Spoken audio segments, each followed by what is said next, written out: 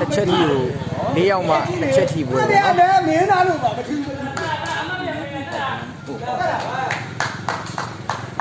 ၄ယောက်ကိုမှတစ်ချက်ထိပြန်နော်ကတယောက်ထိထားတယ်ရင်းအောင်ထိထားတယ်နတ်တလင်းထိထားတယ်ကဲဘယ်လေးတက်မယ်တမျိုးပြောင်းလာတဲ့တစ်ချက်ထိပွဲပြန်နော်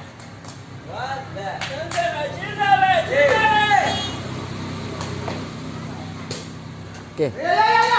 အုံးထိထားတယ်ကိုချစ်ထိထားတယ်ဗလာကြီးထိထားတယ်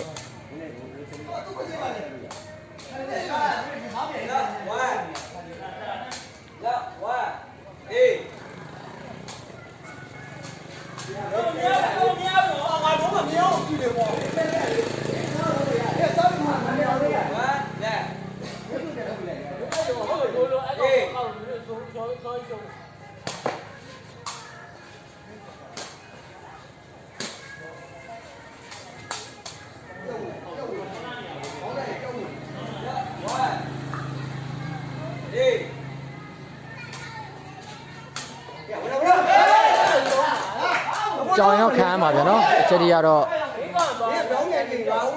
ချက်ကလည်းထိနိုင်ဦးမှလက်ကလည်းမှန်ဦးမှာဗျာနော်ကျွန်တော်လိုက်တင်ထားတယ်ဘယ်လေးမဆိုင်ဘူးဟာနင်ကပြောင်းနေဘူးပြောင်းနေဘူးအခုပြတ်တော့ထုတ်လိုက်ကျွန်တော်ပတ်တူပါပဲစစ်ကလေးကခေါင်းနေရတယ်ဘောဘောလေး